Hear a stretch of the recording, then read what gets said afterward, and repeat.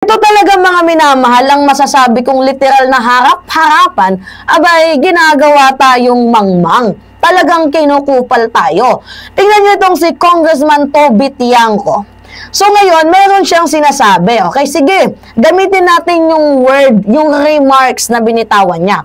Sabi niya before, hindi pwedeng hindi alam ng congressman kung meron daw pong flood control project sa distrito niya. Like, mapapasabi ka na lang na, wow, atapang atao. Pero sa mga hindi nakakaalam, lingid sa kaalaman ng iba, ang Navotas po ay meron po more or less 50 flood control projects. At yung 50 flood control projects na yan, mga minamahal, palala ng palala yung bawat baha na nandoon. Ngayon, ito yung pinakatanong ko, ano yung ginagawa ni Toby Tiangco bilang isang congressman? Nakatunganga? Or baka walang silbi na kongresista sa kanilang nasasakupan? Ngayon, parang nagsiselebrate ata ng, if I am not mistaken, Heart of Navotas. Parang fiesta. Ngayon sa kanyang sariling distrito, meron akong ikukwento. Kasi merong nag-post. Alam niyo yung St. Timothy Construction, isa po yan sa binanggit, diba, ni PBBM na finlag niya, na red flag na mga kontraktor. Kasi biruin yung mga palpak yung mga flood control projects nila. Ang iba, pag hinawakan mo, talagang pino yung semento, na tipong sira agad. Diba? Ang iba naman, substandard lang yung materials na ginamit. Mga red flag nga. Ngayon, kinall out yan ni President Bongbong Marcos. And you know what? Kung ano yung pinaka-worst dito, yung proyekto, monopolize nila sa Navotas. So ngayon, ito, nalilink din to mga minamahal sa mga diskaya kasi ito, meron ako nakitang post. Pakita ko sa inyo.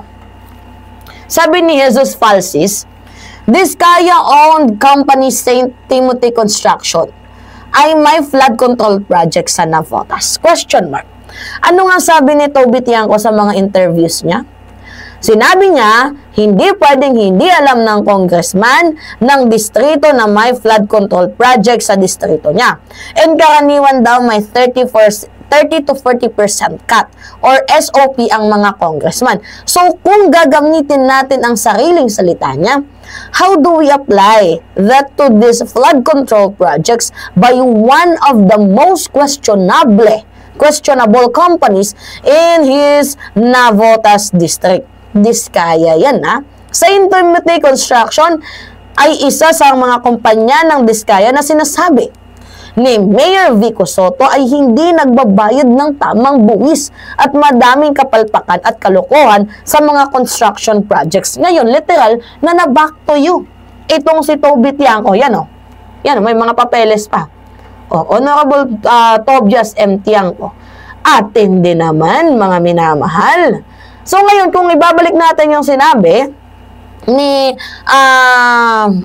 ni Toby Tiangco, asa na yung word na binibitawan mo? Or baka naman palpak ka lang talaga. Diba? Palpak ka lang talaga bilang kongresista dyan sa inyo. So, hindi nyo ba nakikita mga minamahal kung ano yung pinaka-hina-highlights ko dito? Siyempre, yung corruption. Yung cut na kinukuha nila. Napaka-problematic no? Mga minamahal, kung makikita ninyo, iniisip lang nila yung magiging cut nila, iniisip lang nila yung makukuha nilang percentage, pero they don't care about flood control talaga. Wala silang pakialam. 'Di ba? So ngayon, nagpapabango na lang sila sa social media, 'di ba? Kumukuha ng mga vloggers na magtatanggol sa kanila. Pansinin ninyo yung kanilang ginagawang pambubudol na naman. Wag na kayo magpauto, mga minamahal. Gawain naman talaga nila yan. Pero, eto meron lang din ako isang katanungan. Di ba sinabi ni Toby Tiangco na hindi pwedeng hindi alam daw ng congressman? So ngayon, hindi mo ba alam na diskaya yung pangalan ng flood control mo sa Navotas? Tanong lang. Hindi mo ba alam na diskaya ang may-ari ng kontraktor mo ng flood control mo dyan sa Navotas? And kung alam mo man, bakit hindi mo pinagsabi? Ibig sabihin, wala ka palang silbi. Diba? Wala ka palang silbing representative sa mga taga Navotas. Tapos nangangarap kang maging speaker. Hindi ka ba naman tanga-tanga? Alam mo, konting hiya na lang, Toby, kahit papaano. Alam nyo, tinatanong natin dyan yung mga accountability. Walang transparency yung ginagawa ninyo. Alam nyo ba, yung Diskaya, mayroon niyang issue na hindi nagbabayad ng buwis. Yung construction Timothy Eclabush na contraction nila, hindi naman sa total hindi nagbabayad. May issue sila sa pagbabayad ng buwis. And yung Alpha Omega na yan yung Timothy and yung Alpha Omega na yan are known for allegedly underpaying taxes and operating across multiple region with controversial records. So, nandyan dala-dala ng Diskaya yung corruption and efficiency. 'Di ba? So, ngayon, para namang dinurog mo yung puso namin sa part na kumuha ka ng contractor na manloloko, nagkaroon na nga sila ng cut, may cut ka pa, ang kawawa dito, at the end of the day, yung mamamayang Pilipino. 'Di ba? Ngayon, sa sinasabi mo na mayroong cut na 40% sa SOP, yung mga kongresista yun na yan, sino ba yung nagbe-benefits? Hindi ba't kasali ka din dyan? Nagtatanong lang.